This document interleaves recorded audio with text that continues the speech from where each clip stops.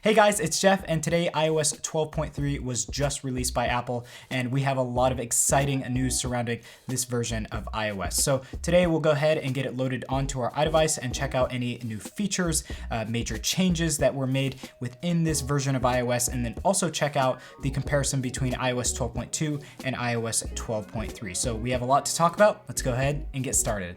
Today's video is sponsored by Dollar Shave Club. Right now, Dollar Shave Club is offering their starter trial kit, which includes their executive razor and 3 trial-sized versions of their most popular products that help you stay fresh and clean. So give it a try. It's only $5 for this trial kit, and after that, only a few bucks a month, and they will ship you everything that you need when you need it. What's even better is they even have an app for iOS, so you can order anything they carry straight from your mobile device. So check out the link below. That's dollarshaveclub.com/tech-review to find out more information and get your starter kit today.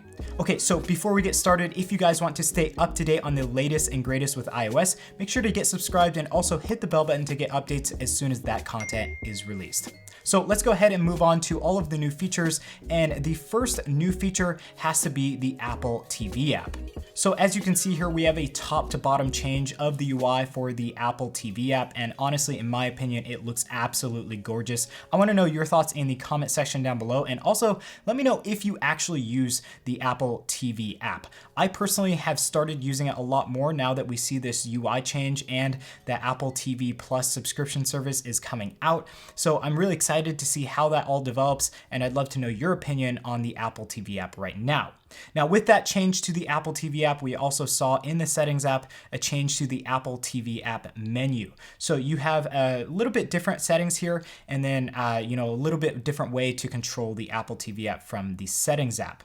So another change that was made within iOS 12.3, and actually a couple changes were made in this regard to iOS 12.3 betas, was the improved modem firmware. So we saw a couple of updates of the modem firmware within iOS 12.3 betas, and we finally came to the last change here, which has greatly improved call quality for one, and then less drop calls number 2. So overall, you should be getting a way better LTE experience and also a way better calling experience, cellular experience, now on iOS 12.3. So for a lot of you users on iOS 12.1 and iOS 12.2, that is definitely worth the upgrade simply because the modem firmware on those 2 releases of iOS wasn't really cutting it, and there was a lot of issues with drop calls and a lot of issues with just poor cell quality.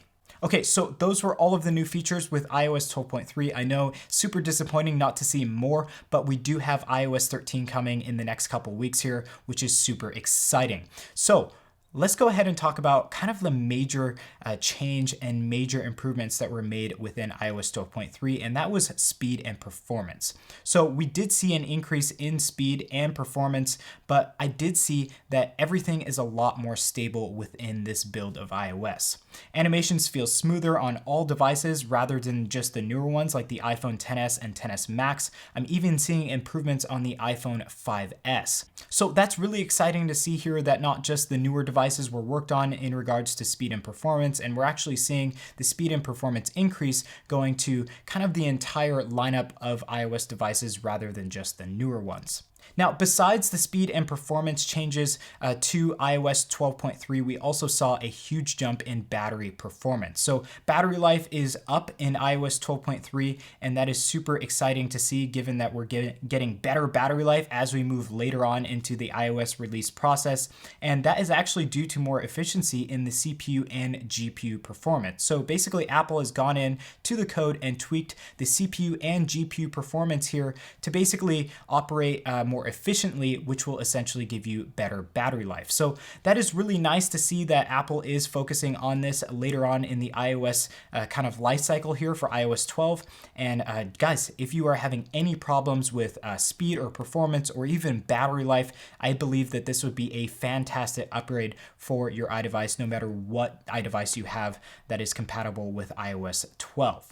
So obviously speed and performance are up here, but just by how much? I actually wanted to do a full iOS 12.2 to iOS 12.3 comparison, and I just didn't have enough content to really focus on that full comparison, simply because we didn't really have any new features with iOS 12.3 compared to the kind of plethora of new features with iOS 12.2. So in this kind of comparison with iOS 12.2 and iOS 12.3, we'll actually just give kind of a difference on speed and performance, and then as well battery performance as well.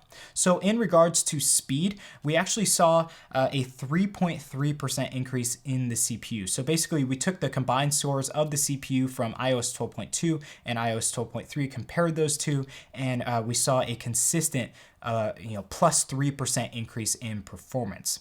Now, in regards to the GPU, which will handle everything from animations to graphics renderings and everything like that, we actually saw quite a big increase here, and that was just around 4%. So if we're kind of taking a look at the broad spectrum of things, getting an extra 3-4% later on in this cycle of iOS 12, I think is pretty significant and should definitely not be taken for granted. So guys, these are huge improvements within iOS 12.3.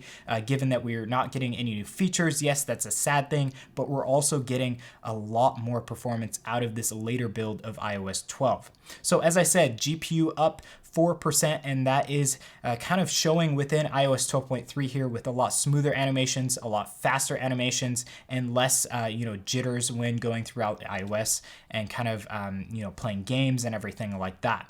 Now, with all of this, we actually saw a more stable build of iOS, as I said previously. So we're not getting a lot of the crashes, a lot of the UI bugs that we're seeing in iOS 12.2, and everything, as I said, is generally more smooth. So I'm really excited to see that within iOS 12.3 here. Let me know your experience in the comment section down below. I'd love to know kind of your experience and what device you are using with iOS 12.3, and seeing if my experience with iOS 12.3 is kind of relatable to all of you guys who might be upgrading very soon. So guys, that was iOS 12.3. Just a quick recap here. We did see a major change to the Apple TV app, when we also saw the Apple TV Plus subscription service coming to that app. We saw speed and performance has increased, but battery performance has also increased due to a more efficient structure within iOS to manage the CPU and GPU. So with all of that kind of wrapped up in a tight little bow with iOS 12.3, what is my recommendation? I would definitely recommend installing iOS 12.3 onto your devices. I didn't find many bugs within iOS 12.3 on my iPhone XS Max, my iPhone 5S, and also my iPad Pro. And then also, the speed and performance increase is just a lot. It's a lot to take in, and I think that with the battery life and also the performance that we're getting out of this device, I think it's a must upgrade for a lot of you guys. Now, as far as any new features and everything like that goes, yes, it's pretty lackluster, but you shouldn't just always download iOS updates for those new features. You should definitely do it for the speed and performance that you could be gaining, like we see here in iOS 12.3.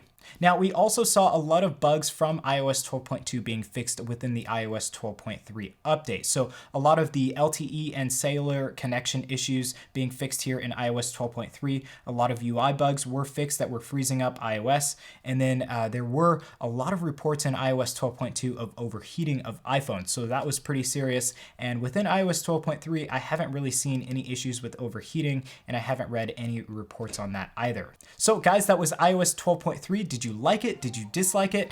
What is your favorite feature? What is your favorite change? Are you having any issues within iOS 12.3? Let me know in the comment section down below. I'd love to get your feedback on iOS 12.3 and maybe a comparison between iOS 12.2 and iOS 12.3. Now, moving into the future, if you want to stay up to date with iOS 13, iOS content in general, make sure to go ahead and get subscribed, and also hit the bell button to get updates as soon as that content is released. So thank you guys for watching this video on iOS 12.3. We greatly appreciate your support, and we hope to see you in some upcoming content. Peace. Today's video is sponsored by Dollar Shave Club. Right now, Dollar Shave Club is offering their starter trial kit, which includes their executive razor and 3 trial-sized versions of their most popular products that help you stay fresh and clean. So give it a try. It's only $5 for this trial kit, and after that, only a few bucks a month, and they will ship you everything that you need when you need it. What's even better is they even have an app for iOS, so you can order anything they carry straight from your mobile device. So check out the link below, that's dollarshaveclub.com/tech review to find out more information and get your starter kit today.